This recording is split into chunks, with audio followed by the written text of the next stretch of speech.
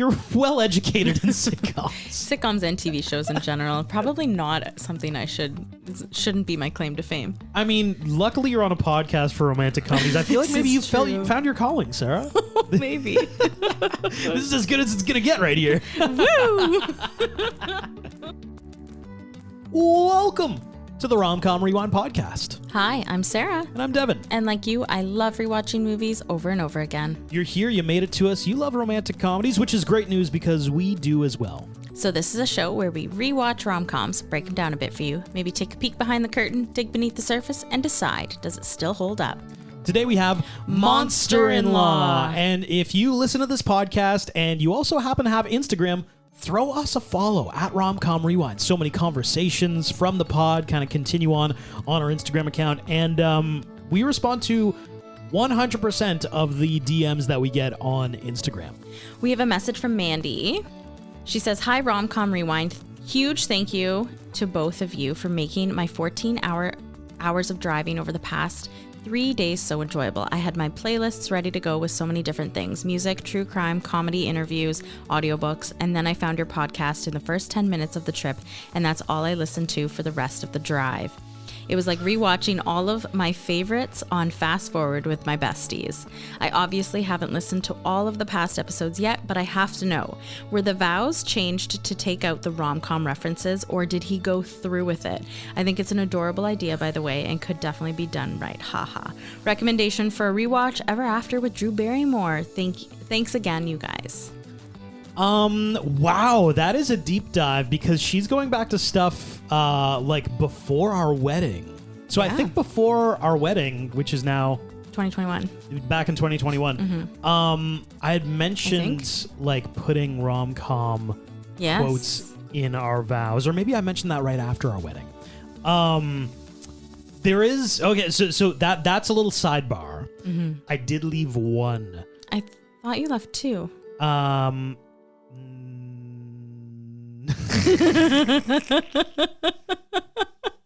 I know you left one for sure. Yeah, I left one for sure. I might have left two. You know what? Here's the thing. My brain is fuzzy, but I know the two that I wanted in there. I know for sure there was the Notebook quote because Sarah on Instagram goes by Sari Canary. So I had like, if you're a bird, I'm a bird. At the end, yep. And I also love the quote from P.S. I Love You. You made me a man by loving me, Holly. I think I had that in my vows as well. Not Holly, though. That would have been really awkward. I used your name, but yeah. When I was writing my vows, that was the other one kind of rolling around in my mind. I just love I love how true that is for when a man is really in love with a woman. Most often, in my case, certainly, that woman is elevating that man in some way or just making them a better person, or certainly you made me a man by loving me, Sarah. So I think that was in my vows. I do have our vow books, so I was going to say I think they're in the room with us right now. I thought they were like maybe we'll get to those by the end of this podcast because this one does discuss marriage. There is marriage at the end of this movie, but also I want to know where she was going. Do we know where she was traveling for 14 hours? No, I don't. Because like you could be going across. I shall ask. Could be anywhere in North America. We've got a lot of Australian listeners, and I know like that is a massive continent. Yes. Yeah.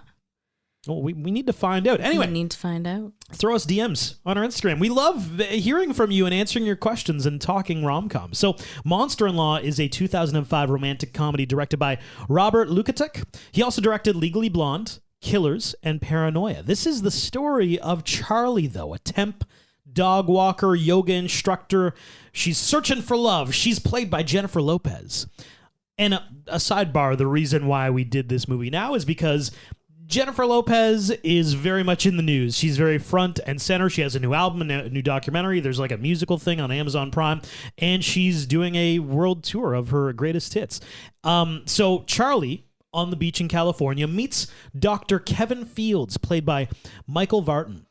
They immediately hit it off, love at first sight kind of stuff, and eventually Kevin brings Charlie to meet his mother, Viola, played by Jane Fonda. Now, Viola is a recently retired TV show host.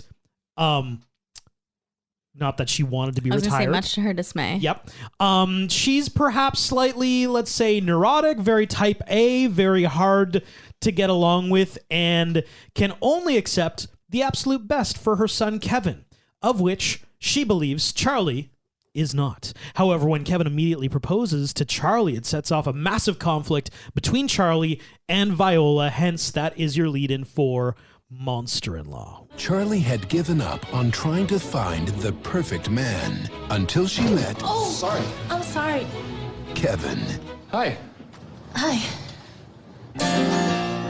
Today, she's going to meet his mother. I'm nervous. Don't be nervous. She's gonna love you. You're bringing a girl home to meet your mother now? Kevin. I'll introduce you to someone. Mom, Charlie. Very nice to meet you. It's a pleasure to meet you. Please sit down. And get the surprise Oh my God. of a lifetime. Charlie, will you marry me? No, it's too sudden. She's in shock. Yes. You're gonna need a moment alone. I'll be right back.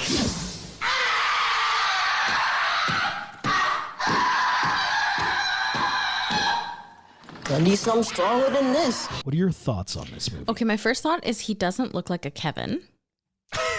Does he look like a Michael?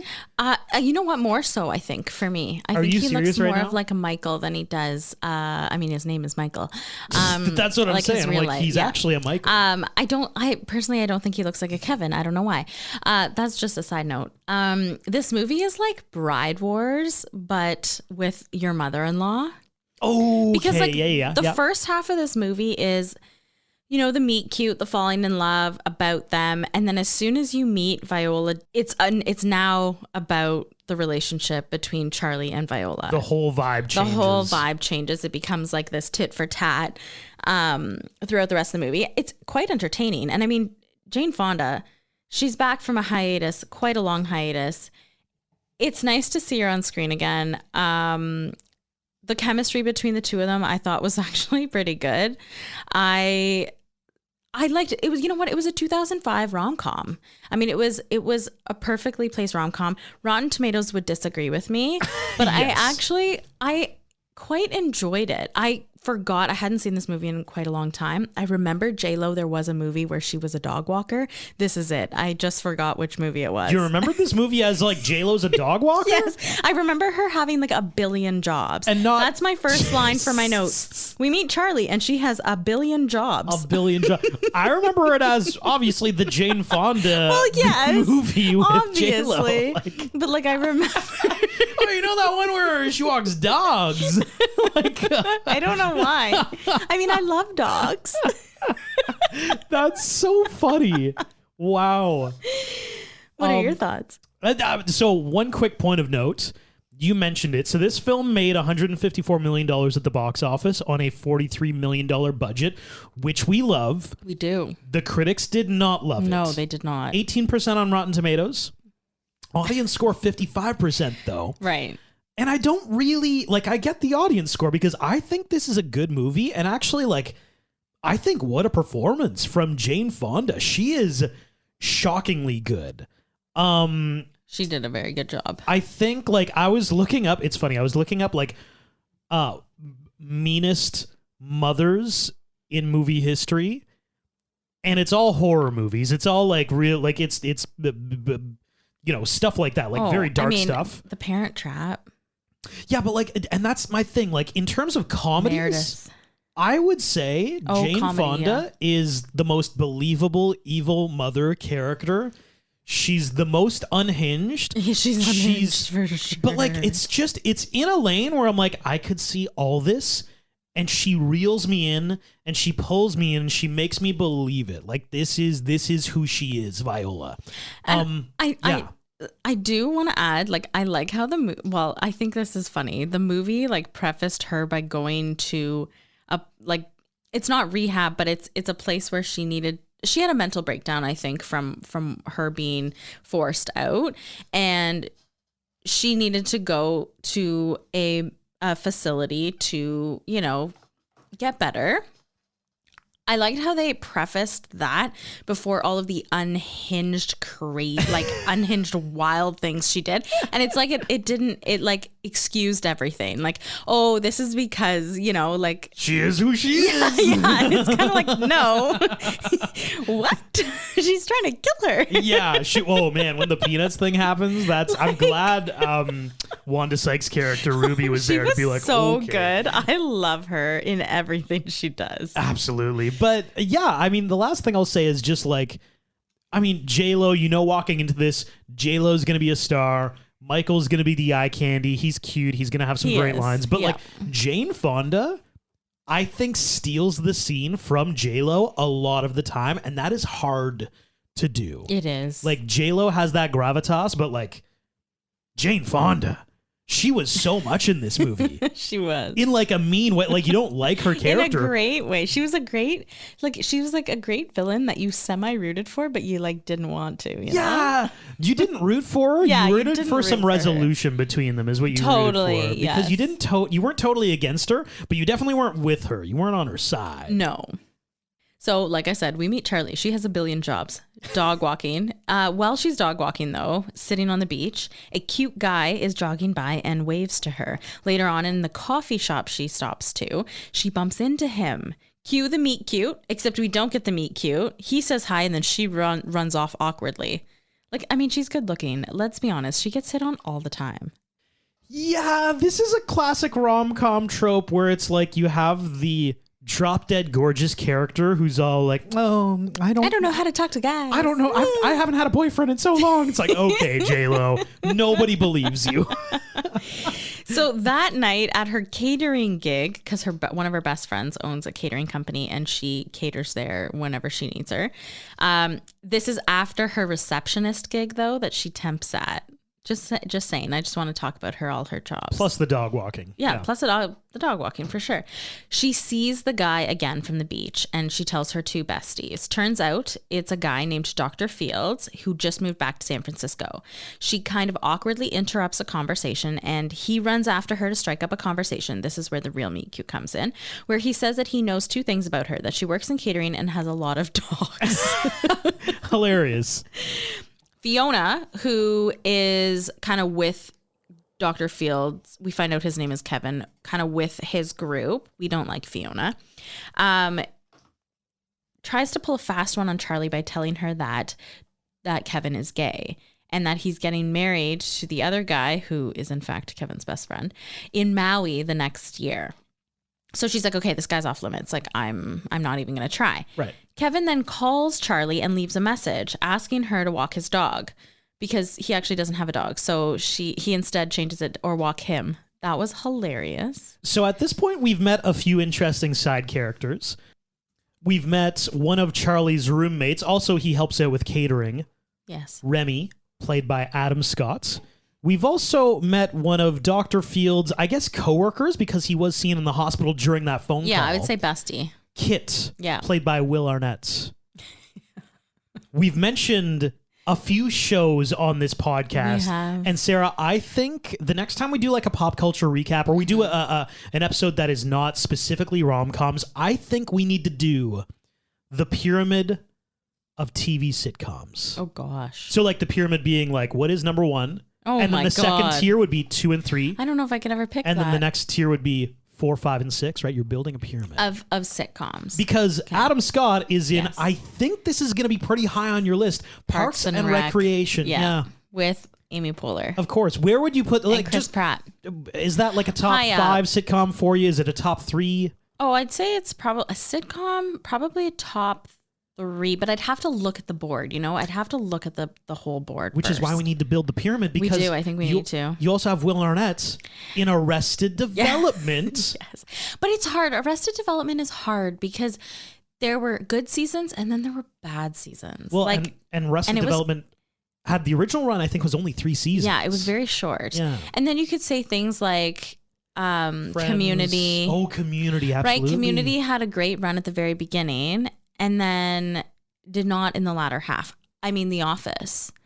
Amazing first, 5 seasons or so, 6 seasons. Yep. And then it kind of, So there's ebbs and flows, and I'd have to look at the whole board before I make my true decision. It's funny. I mentioned 2 things, and Yeah. now you're already. I know. ran- I'm sorry into it. I'm We into need it. to I mean, build this- Friends is like very high up there. Let's. How about that? Some homework for Sarah.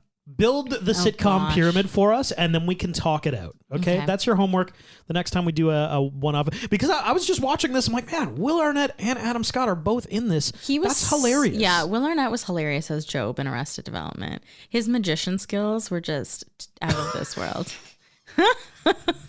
He's great. Will Arnett's one of my favorite people. I just like now all these jokes are popping in my head. I can't. If there's one person who knows her sitcoms, it like Sarah during the pandemic crushed Friends. The whole thing. Yeah, I did. I think I twice, and same with The Office twice. Twice, yeah. So you're well educated in sitcoms. Sitcoms and TV shows in general, probably not something shouldn't be my claim to fame. I mean, luckily you're on a podcast for romantic comedies. I feel like maybe you found your calling, Sarah. Maybe. This is as good as it's gonna get right here. Oh goodness. Okay, so after that abrupt and weird call, and then he awkwardly just hangs up. He just awkwardly hangs up. Since she didn't call him back, rightly so, he meets her on the beach with a coffee and asks, and then like J-Lo's character Charlie asks, like, have you ever been with a woman? Like, You're not? No, I like women. Not lots of women, but you know what I mean. I do. Why did you think I was gay? he asks her out, and she says, why should I go? Like, why should I go out with you? And he says, and this line was pretty good, I gotta say. Yep. He says he's different, and then this was kind of like cheesy. This was a lot of cheese. Super cheesy, but I didn't hate it. She abruptly turns around and says, what color are my eyes? And he gets it bang on. Well, at first glance, your eyes are brown. But when the light hits them, they change to amber.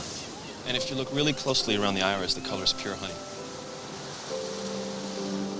But when you look into the sun, they almost look green. That's my favorite. She's like, I would have accepted brown, but like in a cute way. And Yeah, it was cute. It was a cute moment. you know what? If there's ever a question when we do our rewatchability, the cheese category, when cheese goes up. So that, I would say that scene is cheesy, but it's good. I like it. It was well executed. I was obsessed with it the first time I saw it. I was like, oh my God, swoon hard. Sure, yeah. This time I was like, I think I would like laugh. I kind of laughed. I was like, oh, J-Lo, you're abruptly turned. What color are my eyes? What color am I? Like, do people really look into people's eyes that deeply to know in like a split second what color your eyes are? Okay, I'm turning around. Well, you've had a heterochromia. What color are my eyes? Blue and green. I would say if you're playing a Dr. Kevin Fields. I know. I got to go into detail. It's like staring into the ocean. Like when you're in when you see, I don't know. I see, can't do it. Wow, yeah, you just can't. I tried. My attempt was very poor, very cheesy. Stop. You didn't. Let's move on. Get to Viola. Okay. So we then meet Kevin's mother, Jane Fonda, who plays Viola, and she is in an extremely good mood because the big guns are there. And she says, like, I'm gonna get a new talk show or something like that. She The goes network in. execs. Yeah. Yes. She goes in. She actually gets fired, but not before the new person taking over asks her for her autograph for her grandma. Hilarious. Can I say very quickly, sidebar, one thing as somebody who works in media, it's very common if you were going to give your company 2 weeks notice, they almost always pull you off the air. Absolutely. After that occurs, because they're like, we don't want you to accidentally say something damning on the air. We don't want you to go wild on your guest star on live TV. So Viola gets fired. She does. And then for some reason they're like trotting her back out, which like just like if you're in the industry, that's very uncommon. If you know somebody might be volatile and you just fired them, you don't put them immediately on the air. Like that's a horrible idea. Definitely. And I mean that entire interview you? Like, she's like, I love watching old movies like Legally Blonde. And I'm like, oh Yeah, my our character here is definitely a It thinly just veiled came Britney out. Spears, It, right? like came out like a few years before this movie. Old movies like Legally Blonde. But that's a Britney Spears, right? That's what I got. It was, yes, definitely. Just the way she was talking and the way she was singing. Even kind of looked like Britney Spears. Yeah, I definitely think that was the idea behind it for sure. So Viola does have to go to a clinic of sorts to get better. Mm-hmm. And we do fast forward a few months and she's finally out. Viola has been released and Charlie is moving in with Kevin. So they've moved things along in a few months as well. They're having lunch with Viola the following day. At lunch, they're getting along famously. Kevin is absolutely convinced that everything is amazing between all of them. And he then, in front of his own mother, after she gets out of, as they call it, and I don't particularly like this call, but the loony bin is what they deem it to be. Yeah. But it's, I think after going wild on her interviewee, she needed a place to get better. So he proposes to Charlie in front of his mother. I feel like most out of the blue proposal in rom-com history, I didn't even see it coming. I've seen this movie before, and all of a sudden he's getting down, and I'm like, I know. Oh, right, he proposes. I know. I know. Whoa. This is where the tips of the scales happen. Charlie, I've never met anyone like you. You're real, you're honest. And although we've only known each other a few months, I feel like I've known you forever. I guess what I'm trying to say here is, what are you doing for the rest of your life? What? Oh my God. Charlie, will you marry me? It's too sudden. She's in shock. No, I am, but Seriously? No, say no. yes, yeah. It's where Tips of the scales. well, she's like okay with it. She's like, okay, this is a new girlfriend. Yeah. All right, okay. And then like things change because now it's an engaged couple with the apple of her eye, who is her son, Yeah. who she's obsessed with. She is obsessed with him. That's true. Goodness. And it's her only family that she has, right? So Viola flips out majorly, then thinks, oh, Charlie has to be pregnant, which is why like they're getting married so quickly. They correct her and Viola says, oh, marriage is sacred and you have to take precaution going in. And Charlie says, weren't you married 4 times? I loved that line. Hilarious, yeah. So Viola thinks that Charlie's a gold digger and decides to ruin their relationship to save her son. She throws them an engagement party, telling them it's a backyard barbecue. So Charlie goes underdressed, and Viola has graciously bought her a dress, though, a vintage dress, which doesn't fit. And I love how, everybody knows, J-Lo is in fantastic shape. Yep. Part of her physique is that she has a big butt. And I think J-Lo lives up to that. I think she, plays on that. Oh, sure. A little Yeah, bit, yeah. She knows it. Yeah. The dress does not fit her. She ends up ripping the dress. And Viola, in the background, has also invited Fiona, Kevin's kind of, ex-fling, to seduce Kevin. The dress is too small. She goes up to find Kevin, walks in on Fiona kissing Kevin. So at this point in the movie, we've now established kind of the shtick, the whole thing, monster-in-law. What does it mean? It means Jane Fonda's character, Viola, is going to make her future daughter-in-law, Charlie, Jennifer Lopez's character, she's going to make her life a living hell, hoping to split them up. Yes, the mill is evil. The mother-in-law is evil? No? Okay. Oh my gosh. I've been holding on to that That's one. a Sarah No, I'm Dad just joke. kidding. Wait, have you No, actually been no, holding I on to just that? thought of it. Wow. Totally, obviously I didn't. Minute 29 of the Okay. episode, and Sarah's like, ooh. No, I obviously have not. I just made that up. Question. In your dating past, had you ever met a mother who was like, you were like, she does not like me? No, I don't think so. God. That's the most Sarah response. Like, no, everybody loves me. Well, if they didn't like me, I mean, they didn't tell me, but maybe they didn't like me. No, I think one wasn't super fond of me, but otherwise I think, but we weren't really a thing. Like we were not serious. no overt sabotage like Viola. No. Well, I have for you real life stories Oh, I of love it. horrible mother-in-laws Okay. as found on Reddit. Okay, how about you though? Well, I mean, for guys, it's typically the dads don't like the guys. Oh, any dads that didn't like you? There was one dad who I could just tell he didn't think I was the forever person for his daughter. Oh. Which is fine. I Yeah. wasn't. I was gonna say, I mean, you weren't. So, like in retrospect, like at the time I felt it maybe a little bit, but I didn't really care. And now in retrospect, I'm like, yeah, like, still don't care. yeah, well, I don't care, but also like I kind of maybe get his point of view, maybe a little bit. Anyway, our first story says she didn't respect that we didn't want to have kids. Oh. This story gets wild. This person says when we got married, his mom kept pressuring us about having a kid, even though we didn't want one. We went on an extended vacation with her a couple of years after we got married. She was acting super weird the whole time, and she was being really nice. She was making my meals and lots of smoothies for me. Do you know where we're going here yet? I was gonna say a little like, was she putting for like something? I can't wait. During the vacation, I lost my birth control and I couldn't find it. When we were packing up to leave, however, I opened her drawer and found it in her room. I also found crushed prenatal vitamins Oh my god! and herbal fertility smoothies. What kind of deranged lady are you to steal your That daughter-in-law's birth control? That is insane, and it's setting them up for like something they don't want. You're ruining their relationship, and they don't even know you're doing it. Unreal. Oh my right? god, that is unreal. That's wild. And there is like a truly, I don't know, unfortunate part of this story is that it turns out they actually did get pregnant from that trip. Oh my god, from that trip. Yes.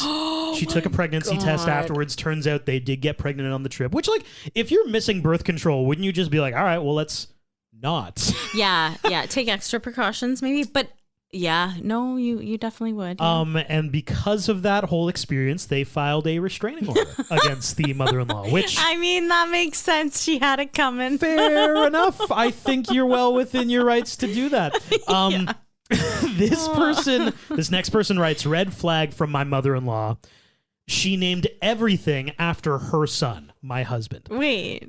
So, like, her email address Oh was my God, his name. no, it's her too license much. plate It's too was much. his name. Her passwords to things was his name. No. She was so obsessed with him, and he barely tolerates her, is the other side of this. And she has twisted it to somehow be the daughter-in-law's fault. Like, our relationship is bad because of the daughter-in-law.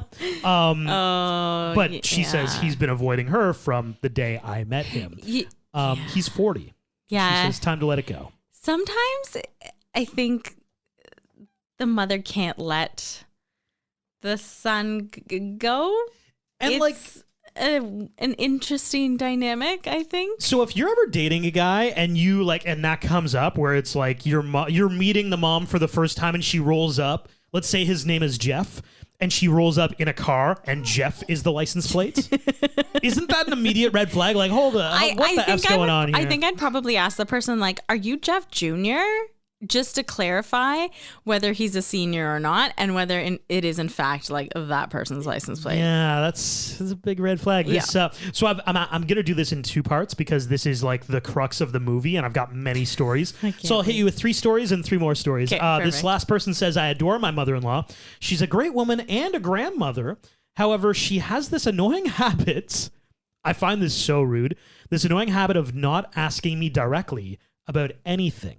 She talks about things which affect my daughter and or myself only with my husband. And then they inform me. They don't ask for a consult. They don't really talk to me through it, which I'm going to flag the husband for being a red flag on this as well. Yeah. Because he's enabling that behavior.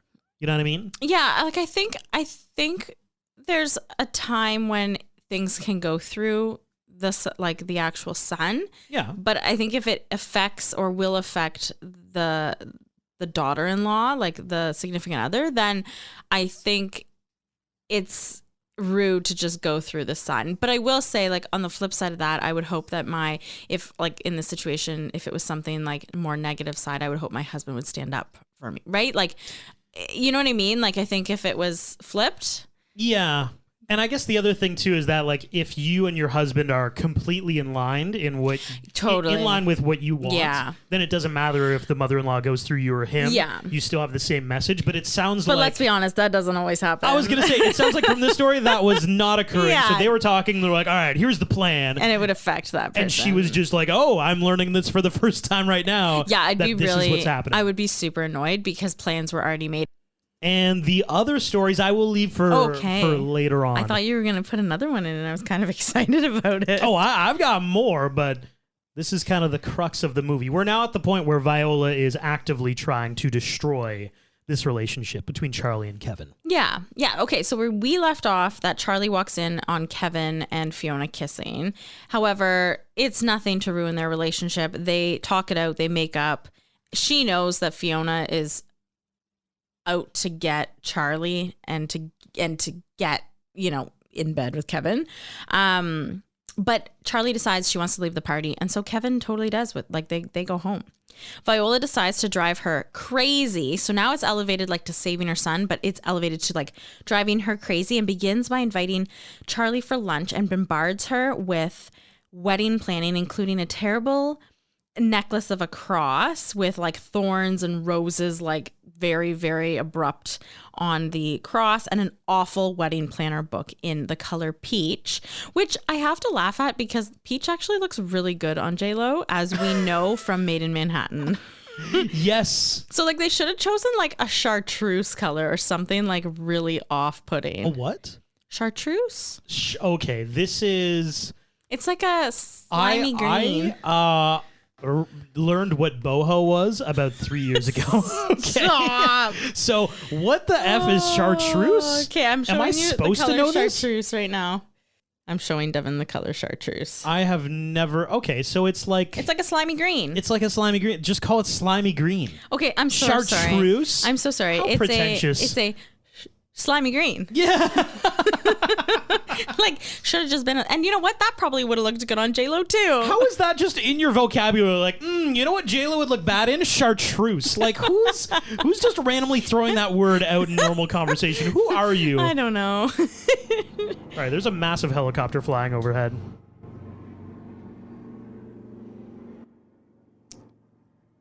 I was trying to see the eclipse. Okay, yeah, recording this on Eclipse Day. Finally, Charlie stands up for herself and tells Viola, thank you, but no. Thank you, but no to everything. No to the horse and buggy, no to the top hats, and to the doves and geese and any other farm animals you're thinking of using that day. And definitely no to you planning our honeymoon. What? Oh, no. Oh. What's wrong? Oh. No, my what? Pills. What? My pills. Okay, well, let me help you. Viola. Oh, no. Viola. She faints at this lunch, Viola, and she ends up in the hospital. She's admitted under an anxiety attack, and the doctor that comes to talk to Kevin and Charlie tells them that she's on the verge of a psychotic break and that she's going to have to take some meds and that she shouldn't live alone. So Charlie gets stuck taking care of her for the world's longest conference that Kevin goes to. It seems like it's weeks long because the wedding is right around the corner for a crazy reason. But yeah, world's longest conference, but she moves in with Charlie and Kevin, and Kevin leaves. Charlie has to take care of her. We get not quite a montage, but we get a bunch of things that Viola does in quick succession to make Charlie's life a living hell. She puts her through the ringer. She wakes her up in the middle of the night. She asks her to sleep in her bed because she's so alone. She's crying at night. She ends up whacking Charlie in the middle of the night. At one point, Charlie's watching a scary movie and Viola comes up and scares her, but then she does that classic annoying parent thing where she just asks all these questions who's that? What's he doing? What's going on here? And just does not shut up during a movie. I can't watch a movie with my nanny, my grandma, because she will talk through the entire movie. Classic grandma vibes. Love her, but I can't watch a movie with her. So Viola just immediately puts Charlie through all of these different things. Yeah. Viola even makes Charlie dinner one night. It's kidney pie, and it's something in kidney pie. I can't remember what it is, but it's mostly kidney. And it's disgusting. And then she's going to add her to her will, but wants to ask Charlie all of these personal questions, including how many men she's been with throughout her romantic life. And there's just no longer any personal space for her. Charlie, the next day, though, has her two friends, Remy and, oh my gosh, I can't remember her name right now, over. And she's saying how she can't do this anymore, but one of her friends, Remy, goes snooping through all of Viola's stuff, and they find out that she's been trying to get dirt on Charlie. So they in turn start to snoop in her room and find out that her anxiety pills aren't even real. They're vitamin C pills. Charlie goes and stalks Viola throughout the day, and they find out that the Dr. Chamberlain, who, when she was admitted to the hospital, is actually a waiter at one of Viola's favorite restaurants. I have a question for you, Sarah. Yeah. You've now discovered Viola's secret. She is doing all this stuff to sabotage your marriage. For sure. What do you do next? I would do the exact same thing that she did. You would do the exact same thing Charlie did. Probably. See, Sarah likes to pretend like she is the beacon of hope and trust and justice on this pod, but anytime we ask her a question of morals, you know what the actual answer is? I'm a terrible human. You tell your future husband, hey, I think your mom's sabotaging us. Yeah. Don't go back and sabotage her back. I think I would definitely tell him, but like, I just feel like, I don't know. It depends on the relationship. I feel like I don't know if Kevin would believe. Like, I feel like I don't know if Kevin would really believe me. You know, if I were to tell him, I think it would be a mix of both. I would probably tell the future husband, my future husband, that there was a few things that happened while he was away, and it's difficult and whatever. But like, I probably would sprinkle in there a little bit of revenge.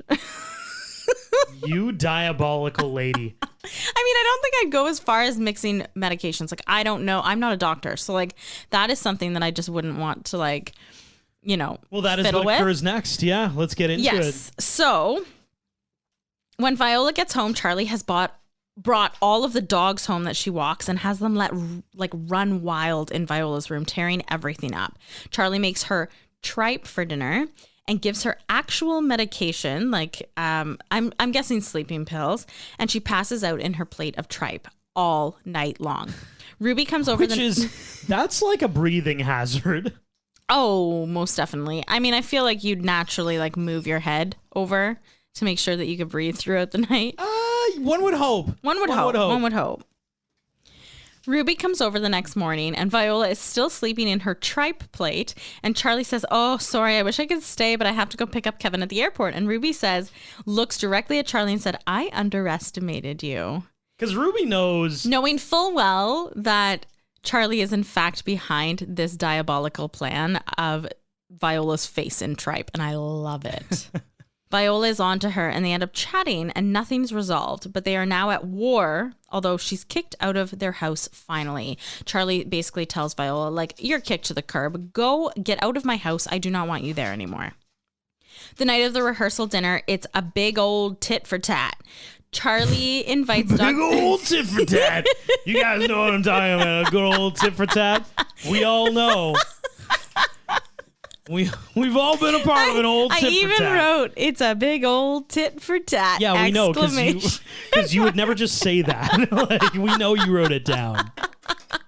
Charlie invites Dr. Chamberlain. Viola invites Fiona, and then Viola gets desperate and starts crushing almonds to put in the gravy to bring it to the table. Charlie, we find out earlier on in the movie at lunch, she has a peanut allergy. She is convinced, though, that she shouldn't do that by Ruby, so she decides to not move forward with, bringing the gravy out to the table. But Dr. Chamberlain, or the waiter, decides to bring it out without Viola seeing, and Charlie eats it. Her lips swell, and she is possibly going to be a disfigured bride the following day. Luckily, the swelling goes away the next morning. Everyone is arriving. It's beautiful. The bride is ready to go. She's beautiful in white. And then Viola arrives, and she too is in white, basically in a wedding dress as well. That is like the classic. Yes, that is faux pas. Unless the bride explicitly says, "Yeah, you can wear white to my wedding." Why don't we do some more deranged, unhinged mother-in-law stories, shall we? It, yes. From Reddit. This person says, my mother-in-law pulled a completely different face out of her pocket the minute my husband and his dad left the room to intimidate me into revealing information about her son and ask me about, quote, my intentions. She literally It's a little said... late. Yeah. She literally said, you have to get close to the girl. She'll tell you everything. Oh my God. She said while stirring tea, like, have you ever seen the movie Get Out? She references the movie Get Out. And she's like staring into her eyes, like with the tea, like, what's going on with my son? Kind of Oh thing. my God. On one occasion, she Okay. asked me about what it was like growing up in a big family, and I described fun chaos with infinite fights over leftovers and mentioned my poor mom. And she said, I know a woman with a lot of kids. Her house was disgusting. Oh my God. I don't know how anyone could do that. I could never. With a look of disgust on For her sure. face. Terrible. Just not a nice person. She No. says, we had a falling out when I tried to address some of the inappropriate comments. That was years ago, and my husband's family is still trying to break us up and my advising him God. that I'm not the woman for him. That's awful. That's so terrible that she has to go through that. Absolutely terrible. This next story says, we have been together for almost 4 years now. My mother-in-law refused to recognize our relationship and has called me, this one's funny because your nanny does this, and has called me his girlfriend several times, even after our engagement. Your nanny used to do that. She actually never did it with me, but Sarah warned me. She's like, nanny's going to call you my friend. Yes. Not boyfriend. Special friend. Just, yeah. Special oh, friend. is your friend coming? Your special friend. Is your special friend coming? That's such a low-key disrespectful flex. She's in her 90s. Yeah. So I will say, she's been on the earth for a long time. And she doesn't need any wishy-washiness. Either you're married or you're friends. You know what? There's like 16 first cousins, and with all their significant others, I think she just somewhat forgets. Who's married and who's not? Like- No, the names. Oh, so she's just like friend. Yeah, I Does think she, hold up, does she know my name? she knows your name. We're married. I'm just making you sure. You are no longer a friend. You are Devin. As soon as you get married, you get a name. Okay, we get a name. Yes, that's actually how it seems to work. That's You're worth remembering once you get married. once she witnesses a nuptial, she's like, all right, who is this guy? What's his name? Should probably figure out what this guy's name is. Oh my gosh. This story goes on to say she told him it wasn't a good idea for us to buy a house together and that he should wait longer to do so. We secretly eloped last year and are wedding planning now, which doesn't make sense. Don't you elope so that you don't need to get married? Anyway. Yeah. She has mentioned many times that I seem to want this marriage more than he does. Little does she know that he's the one that took me to the courthouse to elope. They're probably doing a reception then. Yeah, I guess they're just doing a little Yeah. reception thing and Shady. very shady. And the last story of horrible mother-in-laws. This person says she cries. This is so Viola from this movie. It is. She cries to manipulate him and Oh is my God. always the victim. That's Viola. Yeah. Always Yes. calls him Viola, meddles in, and thinks you're never good enough for him. This is Viola. It is. She will sweet talk him and is just the sweet and concerned mom. She sides with him no matter what and is all her kids' best friend. Tells them only what they wanted to hear to their face, but then makes nasty side comments about their spouse with an innocent smile. Oh my God. Yet sends them loving messages all the time since she's so full of love. So close to Viola So and close. Jane Fonda in this movie. This is Viola. This is a very, very interesting story from this person. Yes. So we left off. Charlie has had it and tells Viola to take off the dress. They end up slapping each other and then kind of punching each other in the face. And an older lady comes in, and it turns out that to be Viola's mother-in-law, Gertrude. And as Viola and Gertrude are arguing, Charlie realizes that this is why Viola is the way she is. Viola and Charlie talk, and Charlie says to Viola, This is never gonna end, is it? I mean, that's gonna be me and you in 30 years. We'll be doing the exact same thing. You know what? I wanted to marry Kevin because we make each other happy. But you're never gonna let that happen. the wedding is off, whatever. Just as Charlie is about to go tell Kevin that the wedding is off, Viola saves the day and gets Charlie alone to talk to her. They patch things up, they set some boundaries, and Charlie says that she wants her in their lives forever. And they get married. We finally have some conflict resolution, guys. Woohoo! Finally, it happened. They actually talked about their feelings and they let all their vulnerabilities show. And what do you know? Imagine. What a healthy relationship we have. And I will say, I think my best scene is, because I didn't actually highlight this, but my best scene has to be when Charlie is getting back Viola and her face lands in some good old tripe. That's your best scene? I like that whole scenario, like of her revenge. I like it. Let's jump into quick facts. Quick facts. Jennifer Lopez and Michael Vartan's last exes were Ben Affleck and Jennifer Garner, who married each other after breaking up with them. Wait, I didn't realize that's who Jennifer Garner married. No. So J-Lo's and Michael, so like the lead characters, their exes were Ben and Jennifer, and it was Bennifer. Jen Garner and Ben Affleck were married. Oh, I thought you... Oh. Mind blown. Their last exes were Bennifer, and they got married and have children. Okay. One of their children's name are Violet, I think. But Michael Vartan was with Jennifer Garner? Is that what? Prior, yes. Prior. Yeah. Got it. Okay. We're all sorted. Wow. Okay, good. Jane Fonda said that she based her character on her ex-husband, Ted Turner. She based her... Yes. Imagine finding that little tidbit out later. By the way, Ted, this is what I think you're like. Yeah. All of the photos of Viola Fields on her table with famous people are real photos of Jane Fonda with Oprah, Ted Turner, John Voight, and Gloria Steinman. The only doctored item is the cover of Time magazine, which Fonda was set to appear on the cover of. However, Pope John Paul II's death in 2005 took the headline and subsequently the cover. So Jane Fonda was supposed to be on the Move over, Jane Fonda. We got a dead Pope. The Pope died. Imagine. That's so random. I know, it's kind of like an ode to her what would have been. Well, if only the Pope didn't die, I would have been on the cover of Time magazine. I love it. God. So this is Jane Fonda's first film in 15 years. Her last, I think either TV or movie was in 1990. Wow. This was her first kind of like comeback. This was her comeback. Jane Fonda has confessed that the screenplay of the movie wasn't good, but chose it as her comeback vehicle because she knew a lot of people would see the movie with Jennifer Lopez as the lead.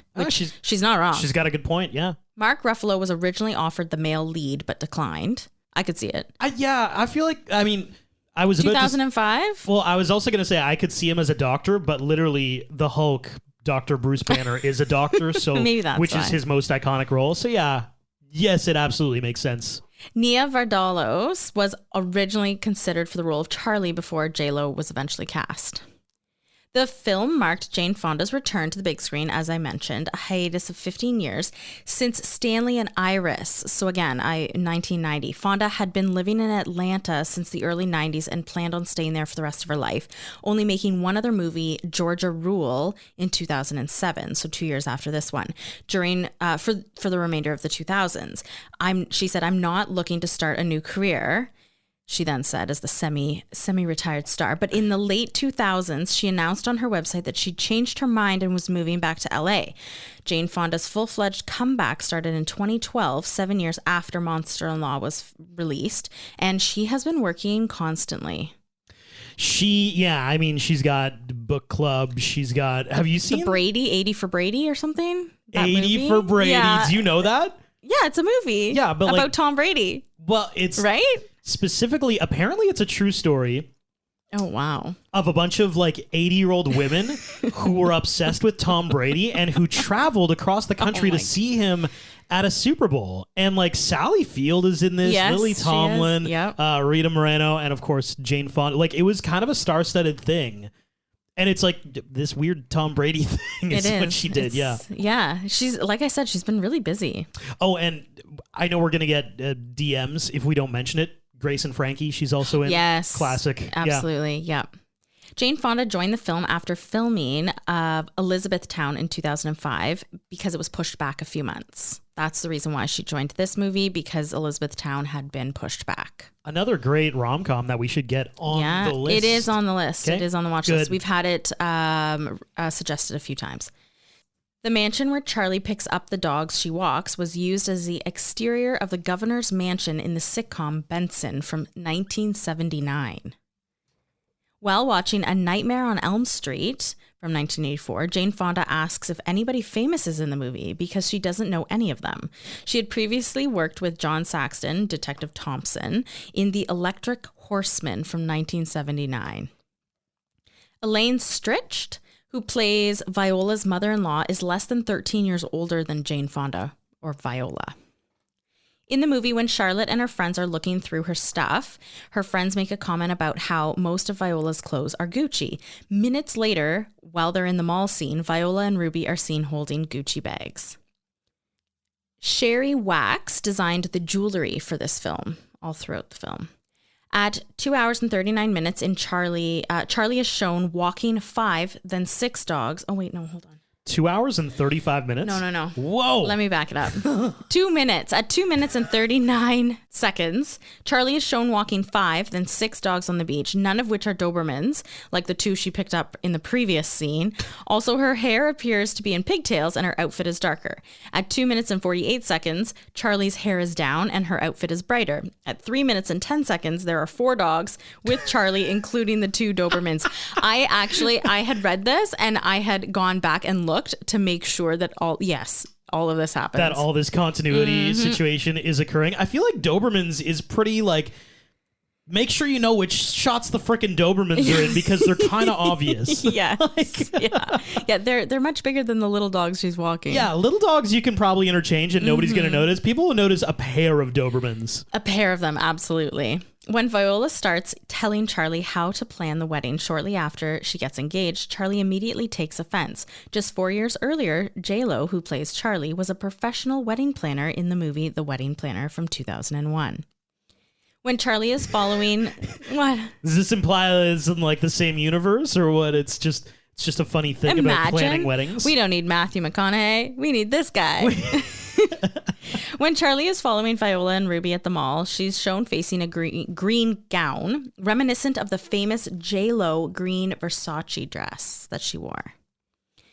Near the end of the film, when Charlie and Viola are fighting just before the wedding, they actually had to slap each other in real life since they decided to go all out for it. So the slaps are real. Honorable mentions. Okay, my honorable mention has to be the Jane Fonda comeback. Basically, I mean, the last time she was in anything was 1990, and she chose a pretty fun movie to come back into. Yeah, welcome. I mean, she's been around now for a long time, but this was the welcome back for Jane Fonda. Back. Yeah, it's funny because I feel like we were just too young to be like, "Wow, Jane Fonda's back." I feel like if you saw a lot of her stuff in the 80s and early 70s, 80s, yeah. You would have been like, "Wow, this is a huge deal that she's back." I want to honorably mention how much flack J-Lo's getting right now. So and that's part of the reasoning for doing Monster-in-Law right now is because J-Lo is heavily just in pop culture, in the sphere of influence. She had a documentary come out on Amazon Prime Video, which it's hard, cringe. It had some cringe moments that a lot of people on TikTok are taking exception with. Her album has not been amazing. Because of that, her upcoming tour has been rebranded from a new album tour. It's just a greatest hits tour. Greatest hits, like to cover all of her. Yeah, just a lot of stuff about Jennifer Lopez coming up right now, including this has sizzled to the top. This is from years ago. Jennifer Lopez talks about being from the Bronx all the time. Yeah. There's a video that surfaced a lot lately. Maybe you've seen it. Of her, she was doing an interview where she went back to the Bronx and actually found her old childhood house, and the reaction from the person who lives in the house now is hilarious. Hi. I used to live here. Huh? My name is Jennifer. Jennifer? Yeah, I used to live and my room was upstairs right there. Jennifer Lopez. Lopez. Who's Jennifer Lopez? Me. I used to live here. And I love how she's like, I used to live here. And he's like, who? Jennifer Lopez. He's like, who's that? Who's Jennifer Lopez? I'm Jennifer Lopez. Okay. He's like, good for you. Could care less, which just conflicts with her brand of like, I'm from the Bronx. The Bronx are me. And it's like, They know me. This dude doesn't even know he's living in your old house right now. Like, That's how often you don't come around. yeah, which like, I don't know if it's deserved or not. I just find it very, just a fascinating piece of pop culture right now. How Well- everybody's kind of turned on J-Lo all of a sudden. Yeah, I mean, I will say all the past year since she's gotten back with Ben, all I've thought about when I think of J-Lo is how miserable Ben Affleck Ben looks. all the time.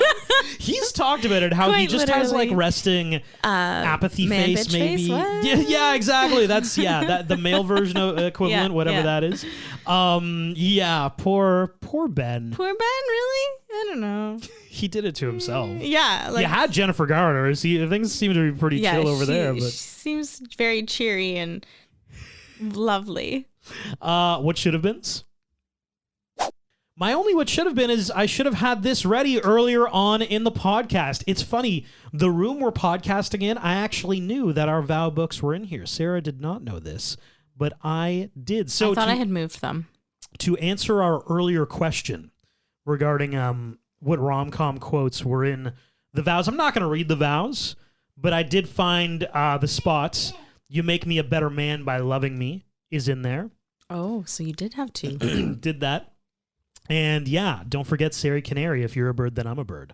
Drop that quote in there. Boom. Two rom-com The Notebook, quotes. P.S. I Love You. Classic Devin, I picked the most weep warning-ish movies to draw from. Yes, I did cry, which... During the vows or during those movies? During the vows. Okay. Well, and the movies. Oh, also during the movies. yeah. Both. Just a big old weep warning. So just to tie that whole thing in a bow, yes, those two quotes were in there. References, I guess. Now we're on to overall rewatchability. Okay, my rewatchability is Chemistry 4, and it's Chemistry for Jane Fonda and J-Lo. Agreed. Yeah, I've got the same. Storyline 4.1. And I'm going to go Imagination next because Imagination's 4.3. Because I think everyone has... I have heard some wild mother-in-law stories. And I mean, as heard in this podcast as well from Reddit. But like, I've actually heard, even like from people I know, just wild mother-in-law stories. Certainly. Thirst Factor 4.3. People are very pretty. Soundtrack 2. I don't really remember it. Cheese 3. For an overall score of 3.61 out of 5. Okay, we actually have differing opinions on a few things, but we came to a similar score. I agree, Chemistry 4.35 out of 5. Honestly, if it was just Jane Fonda and J-Lo, it would probably be a 5 out of 5. With Wanda Sykes, that's still a 5 out of 5. Yeah. I actually just didn't feel the love with Kevin Fields as much. Well, I mean, he was at the long-ass conference. Yeah, like he was gone for 75% of the movie. But like Jane Fonda and J-Lo, absolute chemistry there on the screen. Storyline of 3.5 out of 5. Thirst Factor 4.6 out of 5. I agree. I'm going to drop Imagination down to a 2.45. Okay. Just because I feel like there are a lot of like prank and, Revenge-y, yeah. This Means War, Bride Wars, Yes. You Again. There's a lot of movies that are just like, hey, we're going to have two girls fighting each other I a will lot. say they did come out after this one. True, yeah. Yeah, but I liked to tie it back to the mother-in-law. Like everybody has like wild mother-in-law stories at one point or another. Yeah. So that's You Again, kind of I guess, is like a pseudo mother-in-law. Yeah. Like I said, I mean, I think that was 2010, but I get it. There are others, and probably in the past there had been Totally some similar. I agree with Soundtrack 2.5 out of 5, and I agree with Cheese. I've got a 3.45. I felt like there were moments that were really, really funny, and the cheese was good.